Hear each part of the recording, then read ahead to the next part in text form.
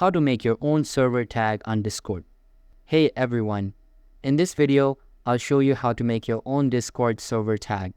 So make sure to watch this video till the end and let's get started.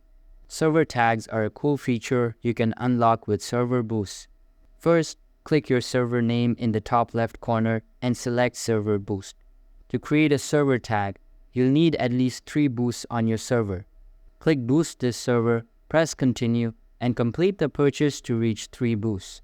Once you've boosted, click Server Boost again on the left. Find the option for server tag and enable it. You can now configure your tag, choose a badge, pick a color, and customize the text. When you're happy with it, click Save Changes. On the right side, you can also click Adopt Tag to start using it right away. That's it. You've created your own server tag. Thanks for watching. Please like and subscribe if this helped you out.